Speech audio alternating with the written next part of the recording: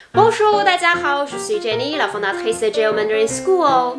Souvent, mes élèves me disent qu'en mandarin, ce n'est pas facile de savoir le temps des phrases, si c'est le présent, le passé ou le futur. C'est parce qu'en français, en anglais ou en espagnol, il y a des conjugaisons, mais en mandarin, ça n'existe pas. Alors, comment pensez-vous on exprime le passé en mandarin? Le plus souvent, vous rajoutez le à la fin d'une phrase. Mais parfois, ce n'est pas nécessaire ni correct. Aujourd'hui, je vais vous présenter 4 adverbes simples pour dire des phrases dans le passé. Avant de commencer, n'oubliez pas de vous abonner à la chaîne YouTube Geo Mandarin School. C'est parti! Le premier c'est gang gang. Gang gang, ça veut dire tout à l'heure, il y a un instant. Gang gang, si on va vite, ça devient gang. En français, c'est plutôt comme venir de plus infinitif.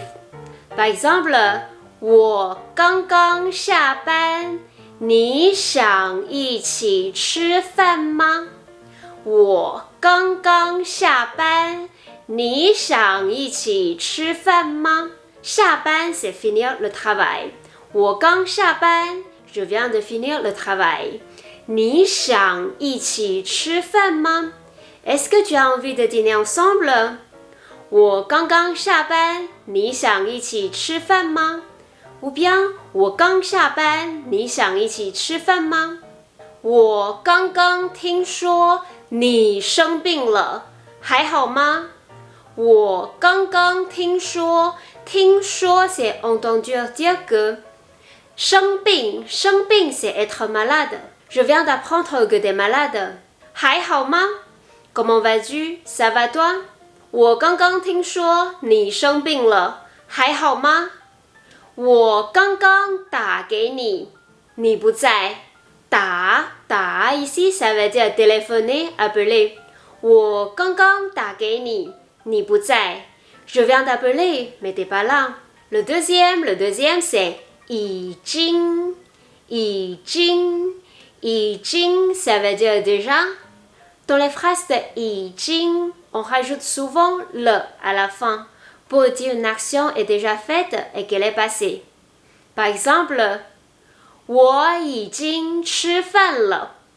我已经吃饭了。吃饭 manger. 我已经吃饭了。J'ai déjà mangé. 我已经到了。你在哪里？我已经到了。你在哪里？到 ça veut dire arriver. 我已经到了 suis déjà arrivé. 你在哪里？ Où es-tu?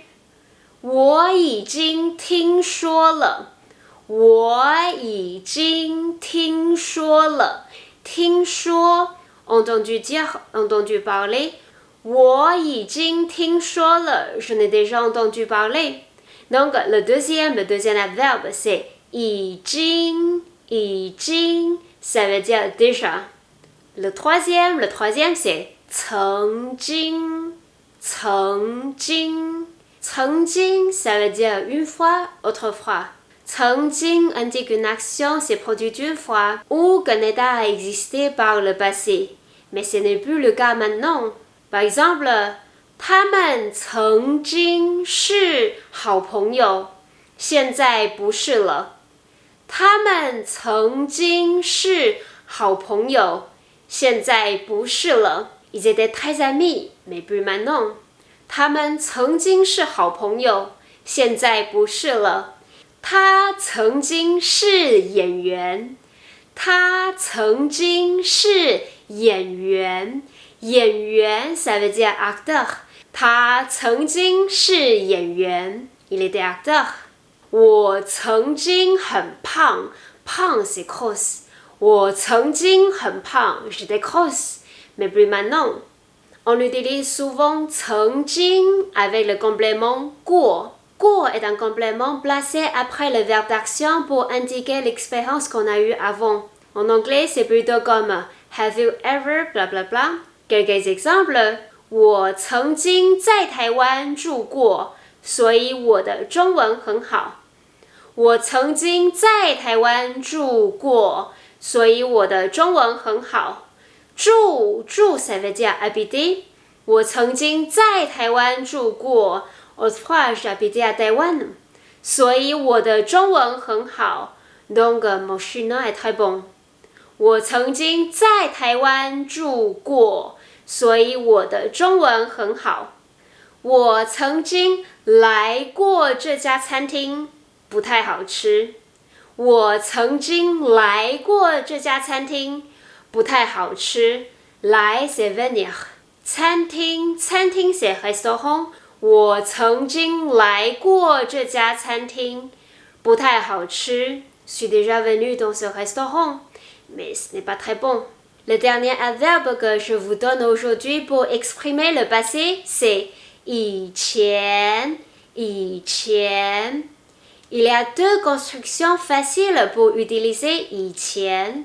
La première, c'est quand on utilise 以前 tout seul. On le met devant ou après le sujet, c'est-à-dire avant par le passé. Par exemple, 他以前住在中国 ou bien 以前他住在中国 Ici, ça veut dire avant, il vivait en Chine. 以前他住在中国他以前住在中国以前我不会说中文但现在会说了 ou bien 我以前不会说中文但现在会说了现在 ça veut dire maintenant. Avant, je savais pas parler mandarin, mais maintenant je peux. 以前我不会说中文，但现在会说了。La deuxième construction, c'est A, 以前 B. Ça veut dire avant A, il s'est passé B. Cette construction avec 以前 montre l'ordre des événements. Avant A, il y a B. Elle peut être utilisée aussi bien dans le passé que le présent ou le futur. Par exemple, 来台湾以前，我住在中国3年。Avant de venir à Taïwan, j'ai vécu en Chine pendant 3 ans.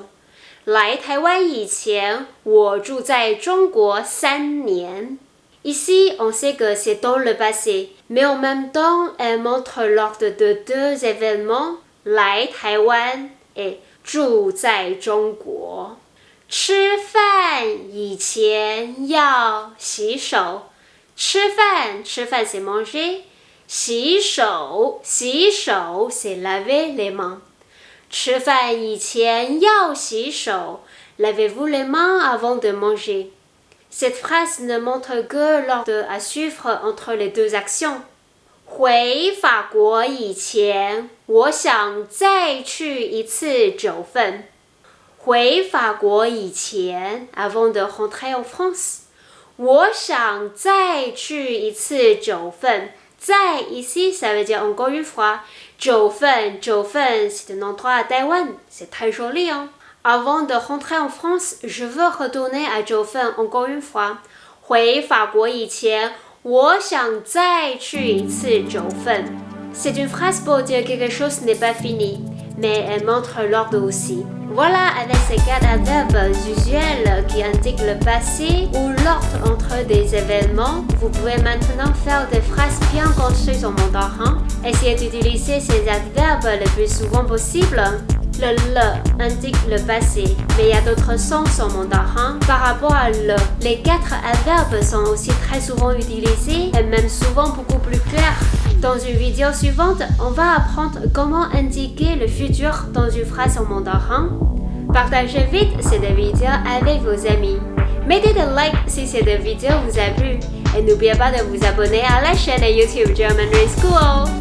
German Mandarin School, 我们下次见哦，拜拜。